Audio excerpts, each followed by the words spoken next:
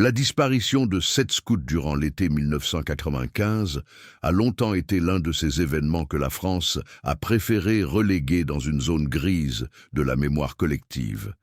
Pas de corps, pas de coupables clairement identifiés, pas de récit définitif. Seulement le silence, des dossiers incomplets et des familles prisonnières d'une attente qui ne s'est jamais apaisée. Le camp avait reçu l'autorisation officielle. Un petit groupe, encadré par 2 moniteurs expérimentés, partit pour une zone montagneuse et boisée d'Auvergne-Rhône-Alpes, près d'un massif peu exploré, réputé pour ses sentiers ancestraux, ses falaises escarpées et une forêt dense qui absorbait les sons avec une facilité déconcertante. C'était une région fréquentée par les bergers, les chasseurs et, occasionnellement, par les militaires lors d'exercices de survie au cours des décennies précédentes. Sur le papier, rien ne laissait présager un danger réel. Le matin du 10e jour, le contact a été perdu. Les radios restèrent muettes.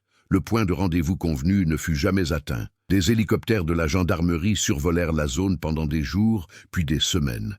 Les équipes de recherche ratissèrent les bois, marquant les arbres, fouillant les ravins, suivant des traces qui disparaissaient brusquement.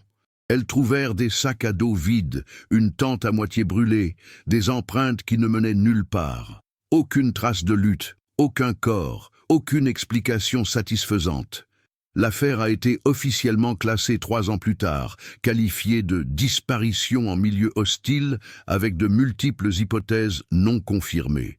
En pratique, cela signifiait que l'État n'avait aucune réponse et n'entendait pas poursuivre les recherches. 12 ans se sont écoulés. La forêt poursuivit son cours indifférent. Elle recouvrait les sentiers, engloutissait les clairières, effaçait toute trace. Les familles apprirent à vivre avec une absence diffuse. Certaines déménagèrent dans d'autres villes, d'autres conservèrent leurs chambres intactes comme si le temps pouvait être suspendu. L'affaire des scouts devint une simple note de bas de page dans quelques articles de presse, citée dans des listes d'énigmes françaises non résolues, toujours sur le même ton vague et respectueux, jusqu'au jour où Julien Morel pénétra dans cette forêt. Julien n'était ni chercheur, ni journaliste, ni aventurier professionnel. Alpiniste solitaire, technicien de maintenance de lignes à haute tension, il était habitué aux hauteurs, à l'isolement et au long silence. À 39 ans, son corps portait les stigmates d'anciennes chutes et le poids d'une routine exigeant précision et discipline. Il grimpait le week-end pour se vider la tête, non pour y dénicher des histoires. Cet automne-là, il décida d'explorer un itinéraire peu fréquenté, indiqué sur un vieux forum d'alpinisme. L'accès était difficile, le sentier mal balisé, et la plupart des commentaires déconseillaient de s'y aventurer en raison de l'instabilité du terrain. Paradoxalement, c'est précisément ce qui l'attirait. Le temps était sec depuis des jours, les feuilles mortes craquaient sous ses bottes, et l'air froid lui offrait une visibilité parfaite. Julien avançait prudemment, repérant mentalement les points de repère naturels pour son retour. La forêt semblait plus dense qu'il ne l'avait imaginé, comme si elle avait été délibérément laissée à l'abandon lors des derniers aménagements. Des arbres centenaires, des racines apparentes, une épaisse mousse recouvrant des rochers qui ne figuraient pas sur les cartes modernes. C'est en contournant une petite colline qu'il remarqua quelque chose d'inhabituel. Le sol était creux d'une manière trop régulière. Ce n'était ni un trou naturel, ni une simple érosion. Les feuilles et les branches accumulées semblaient avoir été disposées là pour masquer une dépression artificielle. Julien s'agenouilla, repoussa la couche supérieure de terre avec sa main gantée et sentit quelque chose de rigide sous la terre humide. Métal. Il creusa plus prudemment, à l'aide d'une petite pelle qu'il emportait en cas d'urgence. À mesure que les contours se dessinaient, la forme devint claire, un grand conteneur métallique, semblable à ceux utilisés pour le transport industriel, délibérément enterré. Il n'était pas assez vieux pour être corrodé, mais il ne paraissait pas récent non plus. On pouvait observer des traces de soudure, renforcées sur les côtés, et une épaisseur inhabituelle. Julien ressentit un malaise immédiat, une réaction instinctive qui ne provenait pas de la peur, mais de la prise de conscience qu'il se trouvait face à quelque chose qui n'aurait pas dû être là. Il n'y avait aucun panneau, aucun sentier à proximité, ni aucune trace de travaux dans les environs. Ce n'était ni des déchets abandonnés, ni du matériel oublié. Il recula de quelques pas, observant les alentours. Aucun bruit, hormis le bruissement du vent dans les branches. Aucune construction visible, juste la forêt. Les noms des scouts disparus lui traversèrent l'esprit, presque malgré lui. Julien se souvenait vaguement de l'affaire, grâce aux images qu'il avait vues à la télévision dans sa jeunesse. Des photos granuleuses, des visages souriants, des sacs à dos colorés alignés pour une photo qui n'aurait jamais de suite. Il chassa cette pensée, s'efforçant de rester rationnel. La France regorgeait d'installations désuètes, de vestiges d'exercices militaires, de projets abandonnés. Pourtant, quelque chose clochait. Il a relevé les coordonnées GPS, pris quelques photos à la volée, puis décidé de ne pas ouvrir le conteneur. Non par prudence légale, mais avec la nette impression qu'une limite avait été franchie. Certaines choses, une fois ouvertes, ne peuvent plus être refermées. En descendant la montagne, Julien ne parla à personne. Il passa la nuit à examiner les images sur son ordinateur, agrandissant les détails. Des numéros partiellement effacés, un symbole peint qu'il ne reconnaissait pas, l'absence de toute plaque d'identification officielle. À l'arrière-plan d'une des photos, presque invisible, on distinguait ce qui semblait être un morceau de tissu bleu coincé sous le bord métallique. Le lendemain, il passa un coup de fil qui allait tout changer. Non pas pour la police locale, mais pour un journaliste d'investigation lyonnais connu pour rouvrir des affaires oubliées. Julien ne cherchait pas la notoriété. Il voulait des réponses. Et, sans s'en rendre compte, il était sur le point de rouvrir une plaie jamais cicatrisée. La forêt, silencieuse depuis 12 ans, avait finalement été perturbée. La région où Julien avait fait sa découverte n'avait jamais été totalement apprivoisée. Bien que figurant sur des cartes touristiques simplifiées, cette partie du massif restait à l'écart des sentiers battus. Les villages les plus proches vivaient de l'agriculture familiale, de la sylviculture et d'un tourisme discret, presque invisible hors saison. Les habitants entretenaient une relation pragmatique avec la forêt. Elle leur fournissait du travail, mais exigeait aussi du respect.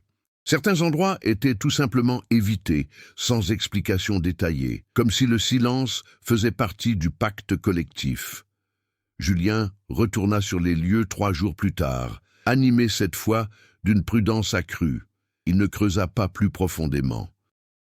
Il se contenta d'observer les environs avec une attention technique. Des marques au sol, témoignant du passage d'engins lourds, de jeunes arbres poussant de façon irrégulière, comme si le terrain avait été remanié des années auparavant. Tout indiquait une intervention humaine organisée et non improvisée. Le journaliste qui l'avait appelé s'appelait Marc Delondan, la cinquantaine. Marc s'était forgé une réputation grâce à des reportages incisifs, toujours trop proches des archives que l'État préférait oublier. Loin d'être un idéaliste, il était méthodique. Avant de répondre à Julien, il passa 1 semaine à consulter d'anciens documents, à recouper les informations avec des cartes forestières, des rapports militaires déclassifiés et des archives du ministère de l'Intérieur. Lorsqu'il a finalement rappelé, il n'a posé aucune question superflue. Il a simplement confirmé son intérêt et proposé une rencontre discrète à Lyon. Marc fut le premier à formuler une idée que Julien refusait encore d'envisager concrètement. La coïncidence géographique entre le conteneur et la dernière zone officiellement fouillée lors des perquisitions de 1995. Il ne s'agissait pas du centre des opérations, mais d'une zone considérée comme à faible probabilité, examinée superficiellement. À l'époque, les ressources s'épuisaient et la pression politique pour classer l'affaire était manifeste. Les recherches de Marc ont permis de faire ressurgir des personnages oubliés. L'un d'eux était Étienne Rousselet-Étienne, l'un des accompagnateurs du groupe scout, était un scout expérimenté, sans antécédents irréprochables et bénéficiant d'excellentes recommandations. Quelques jours avant le départ, il avait insisté pour modifier l'itinéraire initial du camp. Ce changement avait été approuvé sans grande difficulté. justifiée par les conditions météorologiques et la forte affluence dans les zones les plus fréquentées. Après sa disparition, il est devenu une figure ambiguë, ni victime clairement identifiée, ni suspect formellement désigné. Son corps n'a jamais été retrouvé. Un autre nom réapparut avec plus d'importance que dans les documents officiels. Claire Beaumont-Claire, employée du service forestier régional à l'époque, était responsable des permis d'accès et de l'entretien des sentiers. Elle avait demandé un congé d'urgence peu après le début des recherches, ce qui avait suscité des soupçons en interne, mais n'avait jamais fait l'objet d'une enquête approfondie. Aujourd'hui, elle vivait dans une petite ville côtière, ayant pris une retraite anticipée. Marc n'a pas formulé d'accusation directe, il a reconstitué des schémas. Entre-temps, Julien commençait à ressentir le poids psychologique de sa découverte. Ses habitudes s'étaient modifiées. Il évitait d'en parler au travail, devenait plus attentif aux voitures garées trop près de son immeuble, au visage qui semblait l'observer trop longtemps. Rien de concret, mais suffisant pour le mettre mal à l'aise. Il ne se considérait pas comme le protagoniste de quoi que ce soit. Il était simplement quelqu'un qui avait mis le doigt sur quelque chose de bien trop important. La France dépeinte n'était pas celle des grandes villes, ni celle des discours officiels. C'était une France à plusieurs niveaux. Des institutions fonctionnant tant bien que mal, des archives incomplètes, des décisions prises au nom de la gestion de crise, puis oubliées. La disparition des scouts s'était produite à un moment précis, les années 1990, période de réorganisation des forces de sécurité, d'exercices conjoints mal documentés et d'une confiance quasi aveugle dans la possibilité que certaines vérités soient étouffées par le temps. Marc a eu accès à un ancien rapport interne de gendarmerie. Il n'était pas question de conteneurs, mais il était fait mention de structures non identifiées détectées par des capteurs thermiques lors d'un survol nocturne, ignorées faute de confirmation visuelle. Le document avait été classé avec la mention suivante « Probabilité d'interférence environnementale ». Julien finit par comprendre que le récipient n'était pas un simple objet étrange, c'était une erreur. Quelque chose qui avait échappé à tout contrôle initial et qui était resté caché non par souci de perfection, mais par négligence accumulée. Des personnages secondaires ont commencé à se dessiner autour de l'enquête. Un ancien chasseur local qui se souvenait avoir entendu des bruits métalliques dans la forêt à cette époque. Une infirmière qui s'était occupée d'un homme désorienté quelques jours après la disparition, sans que cela soit consigné officiellement. Un technicien forestier qui a été muté sans explication claire des mois plus tard. Aucun d'eux n'avait de réponse complète. Mais ensemble, ils formaient une mosaïque inquiétante. La forêt, décrite dans les rapports comme un terrain neutre, se révélait désormais être un agent actif. Sa densité avait protégé les secrets. Son isolement avait permis des opérations discrètes. Ses traces, effacées par le temps, avaient accompli la tâche que personne officiellement ne souhaitait faire. La dissimulation. Julien comprit qu'il ne pourrait plus jamais retrouver son anonymat d'antan. Même sans le vouloir, il était devenu le lien entre un passé trouble et un présent sur le point d'être bouleversé. Le réceptacle restait fermé, mais le simple fait d'en avoir connaissance influençait déjà ses décisions, réveillait des souvenirs et réactivait des intérêts enfouis. Rien n'était encore explicite, aucune vérité n'avait été dite à voix haute, mais le monde autour d'eux commençait à se réorganiser autour de ce qui était resté enfoui pendant 12 ans. Et cette réorganisation ne s'est pas faite sans résistance. La décision de ne pas ouvrir le conteneur devenait intenable.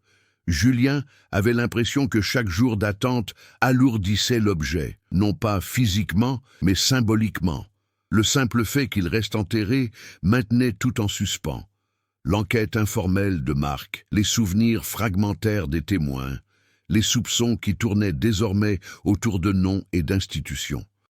Rien ne pouvait avancer tant que le contenu resterait caché. Marc, cependant, insistait sur la prudence. Il savait comment de telles affaires se transformaient lorsqu'elles franchissaient une limite invisible. Elles cessaient d'être des mystères journalistiques pour devenir des questions de sécurité. Le journaliste avait reçu un avertissement indirect. Un ancien contact au ministère de l'Intérieur avait mentionné, d'un ton trop désinvolte, que d'anciens dossiers étaient en cours de réorganisation et qu'il serait peut-être plus prudent de laisser certains épisodes en suspens. La forêt, à son tour, semblait de moins en moins neutre à chaque visite de Julien. Lors d'une visite, il découvrit des traces de pneus récentes sur un sentier qui ne pouvait supporter un passage régulier. Lors d'une autre, il remarqua des branches délibérément cassées, comme des panneaux de fortune qu'il ne reconnaissait pas. Quelqu'un d'autre savait. Quelqu'un allait là. Le conflit a cessé d'être une simple affaire d'enquête et est devenu personnel. Julien commença à remarquer des changements concrets dans ses habitudes. Un jour, en rentrant chez lui, il trouva la porte de l'appartement déverrouillée. Rien n'avait été volé. Les objets étaient à leur place, à une exception près. La carte mémoire de l'appareil photo, ayant servi à photographier le conteneur, avait disparu. Aucun signe d'effraction, juste le message clair que l'accès était facile. Il n'a pas porté plainte. Il savait que tout contact officiel pourrait accélérer des réactions qu'il ne comprenait pas encore pleinement. Informé de l'incident, Marc a temporairement suspendu les entretiens. Il a alors entrepris de recouper les informations avec plus de rigueur, évitant les documents numériques superflus. Un nouvel obstacle est apparu lorsqu'une de ses sources, l'ancien technicien forestier, a refusé de poursuivre l'entretien après avoir reçu la visite de courtoisie de deux hommes se présentant comme des employés administratifs chargés de vérifier d'anciens dossiers de retraite. Rien d'illégal, rien d'explicite, mais efficace. Le conflit prit une nouvelle tournure lorsque Marc obtint des documents de transport datant de 1994 et 1995, liés à une société tierce fournissant des services à l'armée et à des agences civiles. Parmi les cargaisons décrites figuraient des mentions vagues de modules métalliques renforcés, livrés dans des zones boisées pour un stockage temporaire. L'emplacement correspondait à une marge d'erreur infime à la zone où Julien avait trouvé le conteneur. L'hypothèse la plus simple commençait à se dessiner, et c'est précisément pour cette raison qu'elle était la plus troublante. Les scouts ne s'étaient pas simplement perdus. Ils avaient pénétré par inadvertance dans une zone d'activité non déclarée.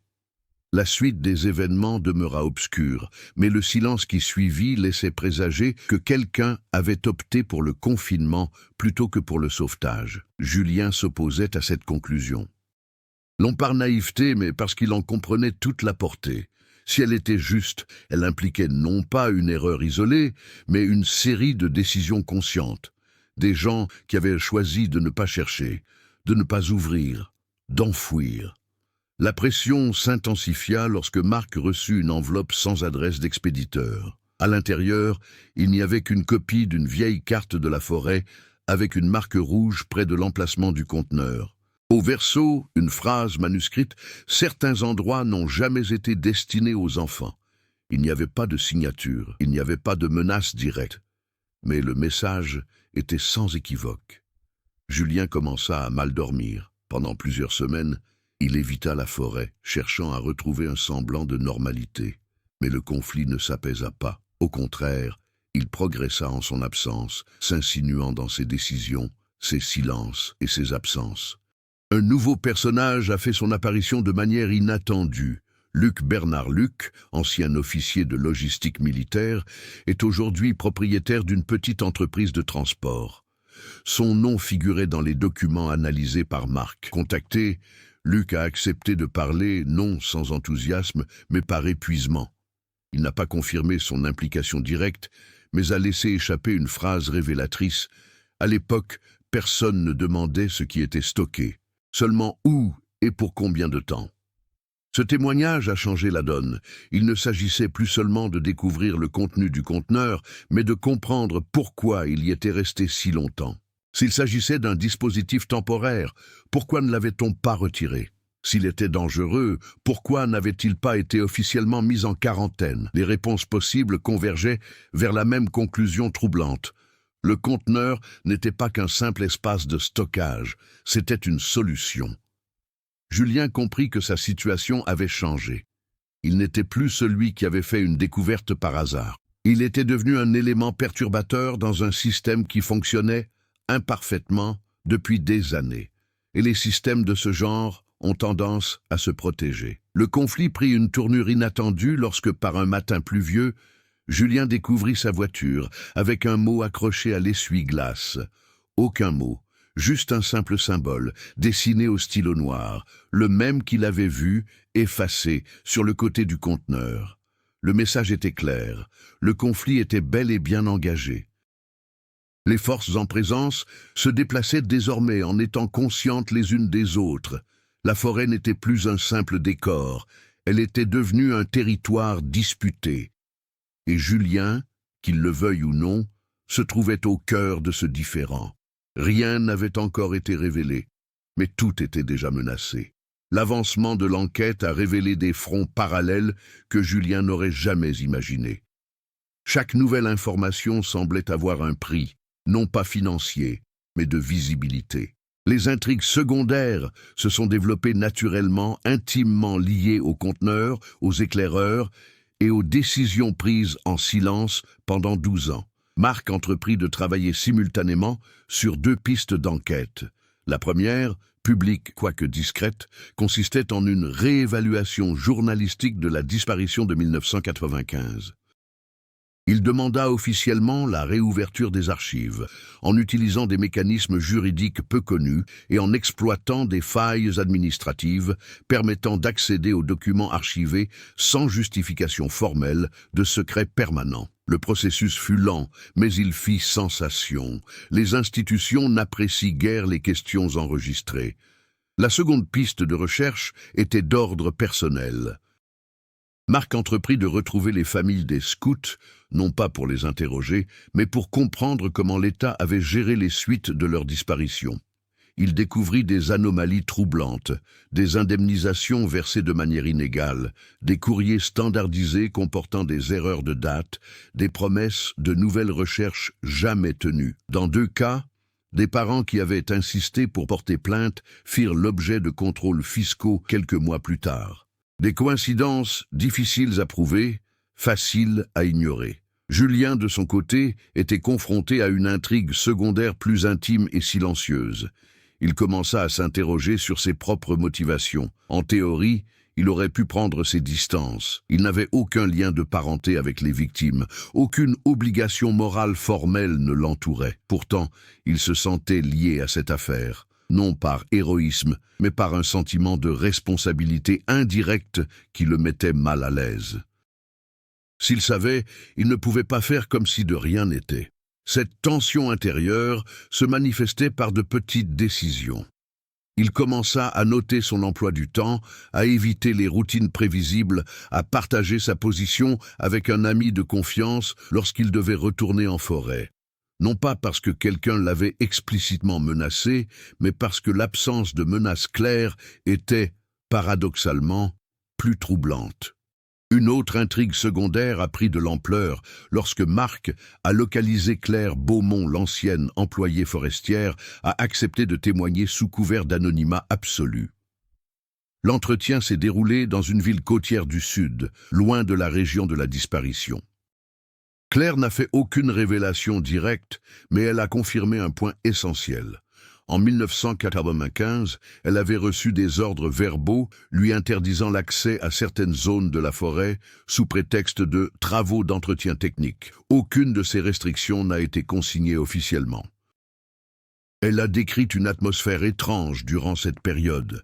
Une présence inhabituelle de véhicules banalisés, des réunions en dehors des heures de travail, des cartes remplacées par des versions simplifiées. Lorsqu'elle a demandé pourquoi, on lui a conseillé de ne pas créer de problème là où il n'y en avait pas. Quelques jours après la disparition des éclaireurs, on lui a suggéré officieusement de prendre des vacances. À son retour, sa zone d'intervention avait été réduite. Cette intrigue secondaire renforçait l'idée d'une suppression délibérée, non seulement des Boy Scouts, mais aussi de toute trace administrative pouvant relier le lieu à des activités non déclarées. Entre-temps, l'urgence commençait à se faire sentir. Marc apprit, par une source bien informée, qu'une nouvelle phase d'exploitation forestière était prévue dans la région pour les mois suivants. Officiellement, il s'agissait d'une gestion durable et de l'ouverture de sentiers balisés. En pratique, cela signifiait engins de chantier, excavation et remodelage du terrain.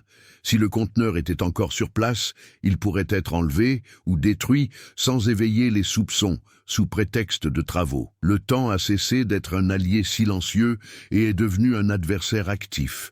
Julien retournait plus souvent en forêt, non pas pour creuser, mais pour observer. Lors d'une de ses visites, il fit une découverte, un petit piquet en bois planté dans le sol à quelques mètres du conteneur, avec un ruban adhésif en plastique décoloré. C'était un repère récent, du genre de ceux utilisés lors des levées topographiques. Quelqu'un préparait quelque chose.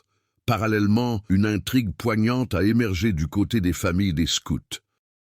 Une mère, contactée indirectement par Marc, a révélé avoir reçu, des années auparavant, un appel téléphonique anonyme lui annonçant que l'endroit où se trouvait son fils n'existe plus. À l'époque, elle avait perçu cela comme une cruauté gratuite. Désormais, la phrase prenait un sens plus littéral. Les intrigues secondaires ne s'écartaient pas du conflit principal. Elles l'encerclaient, bloquant toute issue. Chacune d'elles reflétait la même logique. Des décisions prises pour protéger quelque chose de plus grand que des vies individuelles. Quelque chose qui ne pouvait être révélé sans conséquences désastreuses. Julien commença à comprendre que le conteneur n'était que le point de convergence physique. Le véritable cœur du conflit résidait dans le choix collectif du silence, entretenu par de petites actions en apparence anodines. Un dossier incomplet, une trace effacée, un ordre verbal jamais consigné par écrit. Au fil des semaines, le sentiment d'être surveillé s'est fait plus concret. Julien a découvert que sa messagerie électronique avait été compromise. Marc s'est rendu compte que l'une de ses demandes officielles avait été rejetée avec une rapidité inhabituelle, accompagnée d'une recommandation informelle de consacrer ses efforts au dossier en cours. La complexité de l'affaire ne permettait plus de solution simple. Ouvrir le dossier pouvait révéler une vérité définitive, ou bien ne faire que déplacer le problème, engendrant de nouveaux dénis. Ne pas l'ouvrir revenait à accepter que la situation se transforme rapidement, anéantissant peut-être la dernière chance de trouver une réponse. Les intrigues secondaires convergeaient lentement vers un point inéluctable. Le temps, les institutions et la forêt elle-même commencèrent à évoluer dans la même direction, et Julien savait qu'à un moment donné, il devrait bientôt choisir entre continuer à observer ou agir de manière irréversible. Les conséquences commencèrent à se manifester avant même qu'une décision définitive ne soit prise concernant le conteneur. La simple possibilité que son existence ne soit plus confinée à un cercle restreint suffit à déclencher des réactions silencieuses. Rien ne fut annoncé officiellement, mais des changements subtils indiquèrent que le système avait été alerté. Marc fut le premier à en subir concrètement les conséquences. L'une de ses demandes d'accès à des documents, déjà déposés et en cours d'examen, fut soudainement requalifiée de incompatible avec l'intérêt public. La justification était assortie d'une note cordiale, presque didactique, laissant entendre qu'insister pourrait entraîner des réévaluations de son parcours professionnel. Ce n'était pas une menace explicite, mais l'effet était le même. La réaction de Marc fut immédiate. Il accéléra le rythme. Il commença à compiler tout ce qu'il avait rassemblé en de multiples exemplaires physiques, distribués à différents endroits. Il réduisit au minimum les communications numériques. Le journaliste ne laissa rien paraître de sa panique, mais son attitude avait clairement changé. Il avait cessé de tester les limites et se comportait désormais comme quelqu'un qui savait qu'il était surveillé. Julien, quant à lui, a subi des conséquences plus directes et personnel. Son supérieur l'a convoqué pour une discussion informelle, évoquant des questions soulevée par ses absences et déplacements imprévus ces derniers temps. Rien de grave, rien d'officiel, juste de quoi indiquer que sa vie professionnelle commençait à être affectée par un facteur extérieur. Julien n'a pas réagi en cherchant la confrontation, mais en se repliant encore davantage sur lui-même. Il a réduit ses contacts sociaux, évité les lieux habituels et adopté des horaires irréguliers. Son comportement est devenu fonctionnel, presque mécanique. Il n'y avait plus de place pour l'indignation ouverte. Seule l'adaptation était envisageable. Parallèlement, la forêt réagissait elle aussi, non pas symboliquement, mais concrètement. Des machines commencèrent à apparaître aux abords du massif. Des panneaux annonçaient des études d'impact environnemental et de futures interventions contrôlées. Le langage était technique, neutre, soigneusement dénué d'urgence. Pourtant, le calendrier implicite était clair. Le terrain allait bientôt être transformé. Cet événement a suscité des réactions distinctes chez les personnages secondaires. En apprenant les travaux, Claire Beaumont a définitivement coupé les ponts. Son dernier message à Marc était bref et direct. Ce qui est là ne restera pas longtemps. Prends soin de toi. Il n'y a eu ni adieu ni autres explications. Luc Bernard a lui aussi reculé. Il a annulé une réunion prévue de longue date et quelques jours plus tard a vendu son entreprise de transport à un groupe plus important, sans laisser d'adresse précise. Son départ discret était, en soi, une réponse. Ceux qui ont quelque chose à perdre savent quand le risque cesse d'être abstrait. Les familles des scouts commencèrent à réagir avec moins de retenue. Des rumeurs de réexamen du dossier circulèrent dans les forums et les cercles fermés. Une petite mobilisation informelle se mit en place, sans coordination centrale, mais animée par le même sentiment. On nous avait caché la vérité trop longtemps. Cette réaction inquiétait Marc plus que toute pression institutionnelle. Il savait que si l'affaire était révélée prématurément, la réponse pourrait être une fermeture définitive. La frontière entre révélation et annulation était ténue. Julien ressentit le poids de cette responsabilité lorsqu'il reçut un appel inattendu. C'était le père d'un des scouts disparus qui avait obtenu son numéro indirectement. Aucune accusation, aucune demande directe, juste une phrase prononcée d'un calme las. « Si tu sais quelque chose, ne laisse pas cela disparaître lui aussi ». Ce lien a redéfini la position de Julien. Jusque-là, il avait réagi aux événements. Désormais, il comprenait que ses décisions ou son absence de décision avaient des conséquences réelles sur des personnes qui vivaient en suspens depuis 12 ans. Les réactions institutionnelles sont restées prévisibles. Aucune enquête n'a été officiellement rouverte. Aucune déclaration n'a été publiée. Cependant, les agents administratifs ont commencé à se rendre plus fréquemment dans la région, toujours sous prétexte de justification technique. Le contrôle s'exerçait par saturation et non par confrontation. Marc a bien interprété la situation. L'objectif n'était pas d'empêcher une révélation immédiate, mais de rendre toute action décisive, logistiquement impossible. Il s'agissait de créer des couches de normalité jusqu'à ce que le temps résolve le problème, comme il l'avait déjà fait. La conséquence la plus évidente de ce scénario fut la compression du temps disponible. Les options s'amenuisaient. Le conteneur restait enfoui, mais son invisibilité était menacée, non par la curiosité du public, mais par des procédures administratives susceptibles de l'effacer sans jamais le reconnaître. Julien prit une décision silencieuse. Il commença à préparer le matériel, à consulter de vieilles cartes, à calculer des itinéraires alternatifs. Il n'en parla pas immédiatement à Marc, non par méfiance, mais parce qu'il comprenait que certaines décisions devaient être prises avant qu'elles ne deviennent sujettes à discussion. Les réactions s'étaient stabilisées dans un nouvel équilibre précaire. Chaque personnage avait ajusté sa position, conscient que le prochain coup serait irréversible. L'occasion d'une observation passive était désormais révolue. Ce qui était enfoui dans la forêt demeurait intact, mais les conséquences de sa simple existence s'étaient déjà répandues. Des relations étaient brisées, des habitudes bouleversées, des silences renforcés. Rien n'avait encore été révélé, mais le système réagissait déjà comme si c'était inévitable. Julien n'a annoncé sa décision à personne. Le dépassement de cette épreuve ne s'est pas fait par une révélation soudaine, mais par une suite d'actions objectives, presque routinières, menées en silence.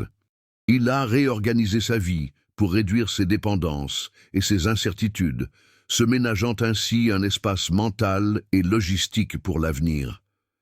La première étape fut technique. Julien a examiné le vieux matériel, remplacé des pièces, testé des lampes torches longue portée, des batteries thermiques et des outils de coupe de précision. Aucune improvisation n'était permise, tout devait fonctionner parfaitement. Il a également étudié des cartes antérieures à 1995, comparant les courbes de niveau et les sentiers disparus. Il a découvert des itinéraires alternatifs absents, des archives récentes, des chemins empruntés par les bergers il y a des décennies, aujourd'hui recouverts de végétation, mais toujours praticables. Ce processus n'était pas qu'une simple préparation pratique.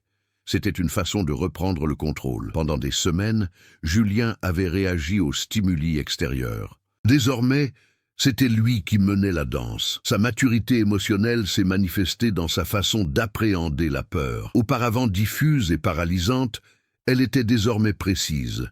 Il savait exactement ce qu'il craignait. Une ingérence extérieure, une erreur d'appréciation, des conséquences juridiques. En nommant ces risques, il parvenait à les maîtriser. La peur, autrefois diffuse, était devenue plus nuancée. Marc remarqua le changement sans que Julien ait besoin de l'expliquer. Lors d'une brève rencontre, le journaliste observa l'attitude plus réservée de Julien, son regard concentré et son absence de spéculation. Il ne parlait que de ce qui était possible, et non de ce qui pourrait mal tourner. Marc comprit que le point de bascule était atteint. Pour surmonter ce défi, il a également fallu accepter certaines limites. Julien a décidé de ne pas tenter de tout révéler seul. Son objectif n'était ni de publier, ni d'accuser, ni de confronter les institutions. Il s'agissait de s'assurer que le contenu du conteneur ne disparaisse pas à nouveau sans laisser de traces. Cette définition claire de l'objectif a permis de réduire les conflits internes et d'éliminer les distractions.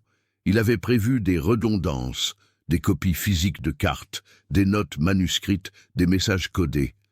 Il a laissé des instructions sommaires à un ami de confiance, sans détail, juste assez pour qu'on puisse retrouver quelque chose s'il ne revenait pas. Il n'y avait rien de dramatique là-dedans, c'était la procédure habituelle. Son évolution personnelle se manifesta dans sa relation avec la forêt. Auparavant, il la percevait comme un espace de risque et de mystère. Désormais, il l'appréhendait comme un système. Il observait les régimes de vent, les horaires de circulation, les bruits réguliers et irréguliers. La forêt cessa d'être un décor opaque et devint lisible. Cette maîtrise progressive n'élimina pas le danger, mais elle en réduisit l'imprévisibilité. Julien a aussi appris à gérer l'isolement. Il a coupé les communications superflues tout en conservant des canaux stratégiques. Il ne recherchait pas de soutien émotionnel, mais la fonctionnalité. Ce choix, bien que froid au premier abord, témoignait d'une certaine maturité. Il savait faire la part des choses entre partager ce qui est utile et ce qui ne fait qu'accroître les risques. L'évolution de Marc s'est déroulée en parallèle, quoique de manière distincte.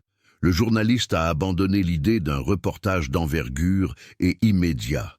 Il a plutôt commencé à constituer un dossier solide, structuré pour pouvoir être mené à bien, même s'il était lui-même écarté de l'enquête. Ce changement n'était pas un renoncement, mais une adaptation aux réalités du journalisme d'investigation. Les échanges entre les deux hommes devinrent plus objectifs. Fini les débats sur des hypothèses générales. Ils parlaient d'horaires, d'accès, de solutions de rechange. La confiance n'avait plus besoin d'être réaffirmée. Elle était de mise.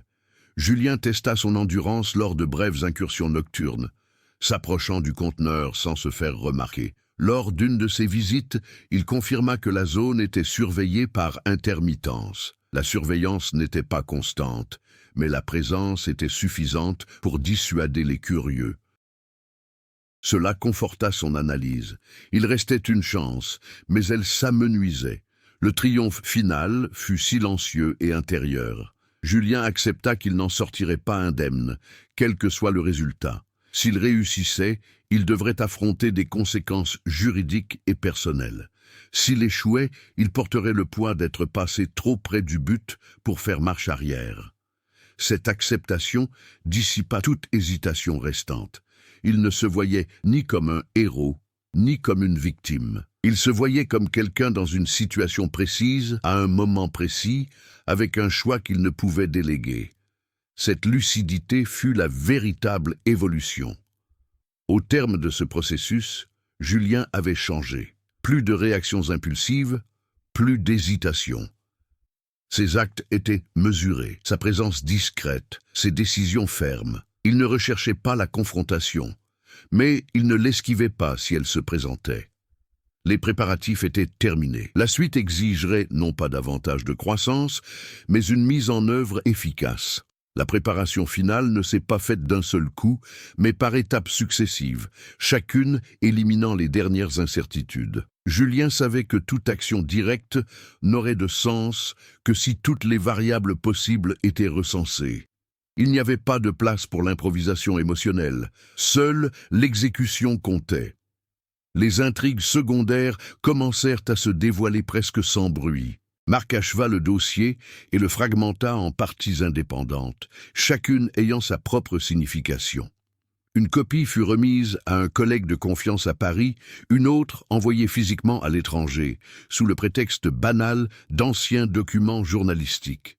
Aucune de ces actions ne fit l'objet d'un commentaire public. L'objectif n'était pas de provoquer une réaction immédiate, mais d'assurer la pérennité des faits. Claire Beaumont avait complètement disparu. Plus aucun message, plus aucune réponse. Pour Marc, cela ne signifiait qu'une chose. Elle avait fait son choix définitif et n'allait pas plus loin. Son histoire était terminée, non pas par une résolution explicite, mais par un repli stratégique. Luc Bernard, quant à lui, était devenu superflu. Ses dossiers avaient été rassemblés, ses relations cartographiées. Il n'était plus un élément déterminant. Le récit n'avait plus besoin de lui pour progresser. Julien s'est concentré sur le terrain. Pendant 2 semaines, il a observé les schémas de surveillance. Il a constaté que les véhicules administratifs suivaient des horaires prévisibles, toujours de jour, toujours justifiés techniquement. La nuit, la forêt retombait dans un état d'abandon fonctionnel. Cet intervalle était court, mais suffisant. Il choisit une nuit précise, coïncidant avec l'arrivée d'un front froid qui allait apporter un épais brouillard et étouffer les sons. Les conditions n'étaient pas idéales, mais elles se prêtaient à la discrétion. Julien ne cherchait pas le confort, il cherchait à se mettre à l'abri. Avant d'agir, il régla une dernière affaire personnelle. Il déposa une enveloppe scellée à un endroit convenu, contenant des instructions claires et un minimum de documents. Il ne s'agissait ni d'une demande de rançon, ni d'aveu. C'était simplement une mesure de précaution pour éviter que les informations ne disparaissent. Cette nuit-là, la forêt semblait suspendue, la brume filtrait le clair de lune, transformant les ombres en formes indistinctes. Julien avançait lentement, empruntant des sentiers que lui seul connaissait à cet instant. Chaque pas était calculé, chaque pause intentionnelle. En s'approchant du conteneur, il constata qu'aucune nouvelle inscription n'avait été faite depuis sa dernière visite. Le piquet restait muet, presque ironique. Il l'ignora. La préparation du dénouement nécessitait de résoudre un dernier problème technique. Comment accéder au conteneur sans laisser de traces évidentes? Julien n'avait pas l'intention de le retirer ni de l'ouvrir complètement sur place. L'objectif était de vérifier, de documenter et de conserver suffisamment de preuves pour que son contenu ne puisse être contesté ultérieurement. Il a positionné le matériel d'enregistrement selon des angles précis, testé l'éclairage indirect et vérifié le niveau des batteries. Tout cela a été réalisé avec des mouvements minimes, presque imperceptibles. À cet instant, l'urgence du temps se fit sentir. Au loin, le bruit d'un moteur signala un mouvement inattendu. Ce n'était pas habituel. Julien se figea, évaluant la distance et la direction. Le bruit s'estompa au bout de quelques minutes. Simple coïncidence? Un avertissement? Impossible de le savoir. Sa préparation psychologique fut mise à l'épreuve. Julien ne se précipita pas. Il ne céda pas. Il attendit, tout simplement. Sa capacité à maintenir sa décision face à l'incertitude était le fruit direct de son développement antérieur. Le calme revenu sur le terrain, il reprit son chemin. Les intrigues secondaires émotionnelles s'étaient dissipées. Il n'y avait plus de place pour le doute quant aux motivations, ni pour les fantômes du passé. Tout convergeait vers le présent immédiat. La disparition des éclaireurs, les silences institutionnels, les décisions administratives, tout cela se matérialisait désormais à cet endroit précis dans la forêt. Julien se plaça devant le conteneur. Il ne le toucha pas tout de suite. Il passa la main sur la surface métallique couverte de poussière, en sentant sa froideur, sa solidité. Ce n'était pas un objet de fortune. Il était fait pour durer, pour rester caché. La tension montait à son comble lorsque Julien activa le premier appareil d'enregistrement.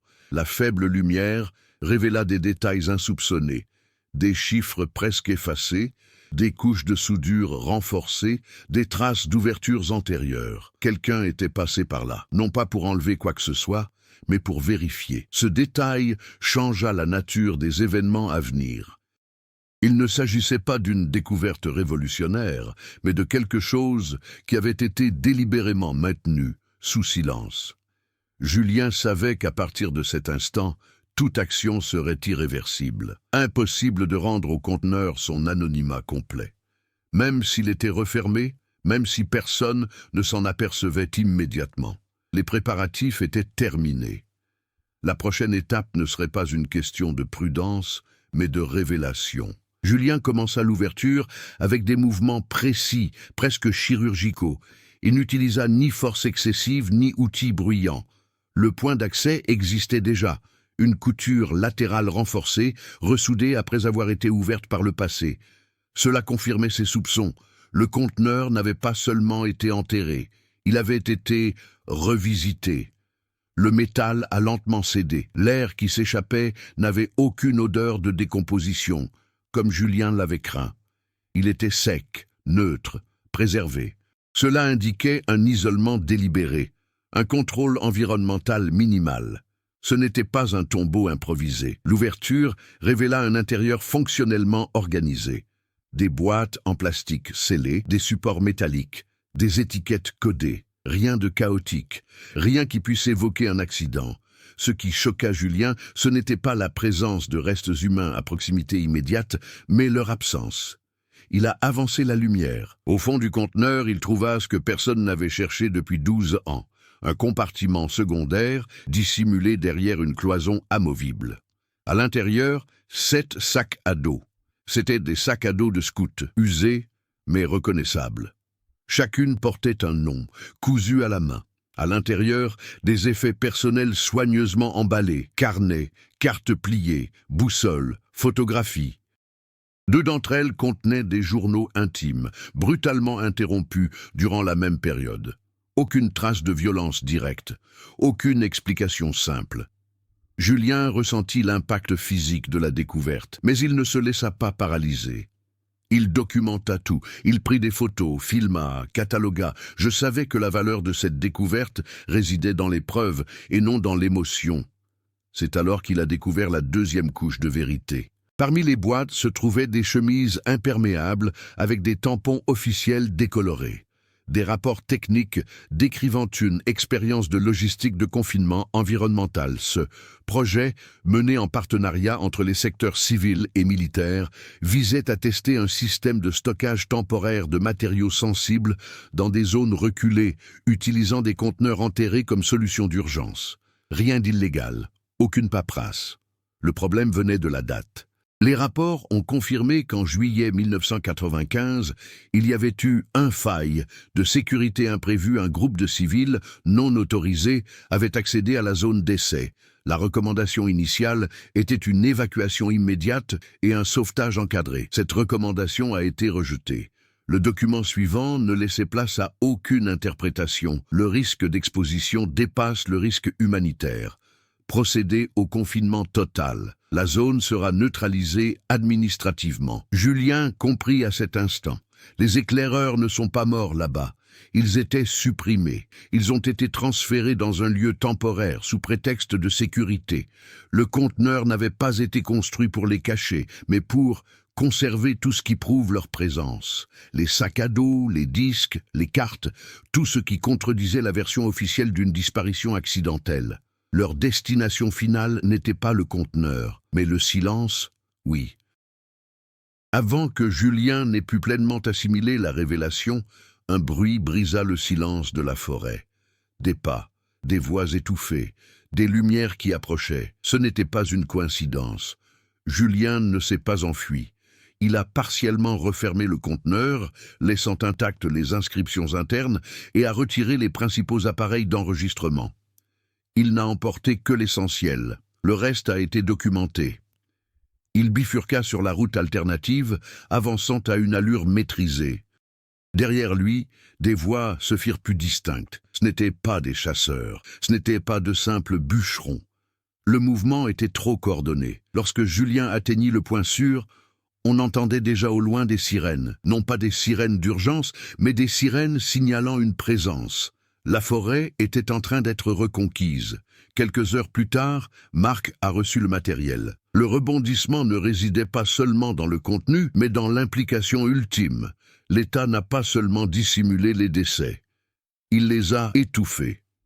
Une décision, un choix délibéré d'effacer toute trace, afin d'éviter de révéler un programme sensible, sacrifiant ainsi la vérité et condamnant des familles à des décennies d'incertitude. Le conflit central s'y est résolu. Pas avec une justice pleine et entière, pas avec les coupables emprisonnés, mais avec quelque chose d'encore plus dangereux, suffisamment de preuves pour empêcher sa suppression définitive. Julien a disparu des radars pendant quelques jours. Il n'a pas fui. Il est simplement devenu opérationnel. Le système n'avait plus besoin de lui. Le mal était fait. Le dénouement n'a été ni explosif ni public. C'était silencieux, documenté et irréversible. Et cela le rendait impossible à contenir. La révélation ne s'est pas déroulée comme beaucoup l'avaient anticipé. Il n'y a eu ni conférence de presse, ni titre sensationnaliste dans les jours qui ont suivi. Les documents rassemblés par Marc ont commencé à circuler de manière fragmentée, presque spontanée, s'infiltrant dans les commissions indépendantes, les rédactions étrangères et les archives juridiques avant même qu'une réponse coordonnée puisse être élaborée. La première conséquence concrète fut administrative. Les projets d'aménagement forestier dans la région furent suspendus sine die, sous de vagues justifications techniques. Le massif fut de nouveau classé zone d'accès restreint, cette fois-ci avec une documentation officielle. Le conteneur ne fut jamais mentionné dans aucune déclaration officielle, mais son existence commença à influencer les décisions prises tacitement. Les familles des scouts ont reçu des lettres. Ce n'étaient pas des excuses, mais des notifications. Elle les informait de la réouverture partielle de l'enquête, sur la base de nouveaux éléments de preuve documentaires. Certaines familles ont réagi avec un soulagement contenu, d'autres avec une colère longtemps contenue. 12 années de silence ne pouvaient être effacées par une simple lettre. Aucune des lettres ne mentionnait le sort final des jeunes gens. Elles reconnaissaient seulement implicitement que leur disparition n'était pas un simple accident. Marc a été appelé à témoigner, non pas comme accusé, mais comme source. Son témoignage était technique, mesuré, presque clinique. Il n'a accusé personne en particulier. Il a présenté des documents, des dates, des chaînes de décision. Il savait que personnaliser le conflit ne ferait que faciliter la minimisation du problème, le réduisant à une simple erreur isolée. La conséquence la plus durable fut institutionnelle. Une commission parlementaire temporaire fut créée pour examiner les protocoles des opérations conjointes en zone civile. Ces premiers rapports évitèrent d'aborder le cas précis, mais modifièrent les procédures futures. Le passé ne fut pas corrigé, l'avenir fut protégé. Julien observait tout de loin. Il n'est pas devenu un symbole, ni n'a bénéficié d'une quelconque reconnaissance publique. Il a repris son travail, a accepté une mutation discrète dans une autre région et a conservé une routine volontairement opaque. Sa vie n'a pas retrouvé sa normalité d'antan, mais elle a trouvé un nouvel équilibre fonctionnel. Sa transformation n'était perceptible qu'à ceux qui savaient l'observer. Il se déplaçait avec moins d'empressement, parlait avec plus de précision, évitait les suppositions. Il n'affichait pas de culpabilité, mais ne célébrait pas non plus. La maturité ne l'avait pas allégé, elle l'avait simplement rendu plus entier. La forêt, désormais sous surveillance officielle, a perdu une partie de son caractère énigmatique. Les sentiers ont été fermés, les cartes mises à jour, les archives numérisées. L'espace physique qui permettait un silence prolongé a été réaménagé, non par regret, mais grâce à un apprentissage institutionnel tardif. Les intrigues secondaires ont trouvé leur conclusion sans spectacle. Claire Beaumont ne revint jamais à la fonction publique. Elle passa ses dernières années loin des postes administratifs, sans accorder d'interview. Son silence final fut interprété par certains comme de la lâcheté, par d'autres comme un acte de survie. Le récit n'avait pas besoin de la juger. Luc Bernard demeura injoignable. Son nom fut brièvement mentionné lors d'enquêtes internes, mais sans conséquences directes. Il n'était qu'un maillon de la chaîne, non un décideur. Le système ne gaspillait pas d'énergie avec des pièces remplaçables. Les familles ont continué à chercher des réponses plus complètes. Certaines ont eu recours à la justice internationale. D'autres ont préféré mettre fin aux recherches, sachant désormais que la disparition n'était pas due à un abandon immédiat. Il n'y avait pas de consensus, seulement des chemins individuels. La conséquence la plus importante, cependant, était intangible. L'affaire des scouts a cessé d'être considérée comme une énigme folklorique pour s'inscrire dans un ensemble plus vaste d'épisodes où la gestion des risques a primé sur la transparence. Il ne s'agissait pas d'une exception monstrueuse, mais d'un exemple concret de la façon dont des décisions techniques peuvent engendrer des tragédies humaines, même sans intention délibérée. Julien ne l'a pleinement compris que des mois plus tard, en relisant un passage des rapports. Le langage froid, la logique interne impeccable, l'absence totale de malice manifeste. L'horreur ne résidait pas dans des individus cruels, mais dans des systèmes trop efficaces pour se remettre en question. Il ne cherchait ni rédemption, ni reconnaissance. Son voyage ne s'acheva pas par des réponses complètes, mais par des limites claires. Il savait désormais jusqu'où pouvait mener le silence et comment il se perpétuait. L'histoire n'a pas rendu pleinement justice. Il a proposé quelque chose de plus réaliste, exposition suffisante pour empêcher une répétition exacte. La disparition des Boy Scouts n'a jamais été pleinement expliquée publiquement, mais elle n'est plus passée inaperçue, et cela, dans le domaine du possible, était le maximum que l'on pouvait espérer. Des années plus tard, les randonneurs traversaient encore cette forêt sans savoir exactement ce qui y avait été enfoui. Les sentiers balisés s'écartaient de l'endroit précis et les cartes récentes ne montraient qu'une zone technique sans intérêt touristique. Pour la plupart, il s'agissait simplement d'une autre section fermée pour des raisons administratives. Julien recevait de temps à autre de courts messages de Marc. Aucun n'évoquait directement le passé. Il confirmait simplement que certains fichiers restaient accessibles et que certains noms étaient encore mentionnés avec prudence. Le conteneur n'existait plus, mais la décision qui l'a engendré n'a plus jamais été prise de la même manière. Les histoires comme celle-ci ne s'arrêtent pas à la lecture du dernier paragraphe. Elles se poursuivent à travers les questions qui demeurent, les décisions que nous préférons ignorer et les silences que nous choisissons d'accepter. Si ce récit vous a fait réfléchir, partagez votre interprétation. Selon vous, qu'est-il réellement arrivé aux Boy Scouts? Laissez un commentaire, participez à la discussion et contribuez à faire vivre des histoires qui ne peuvent plus être oubliées.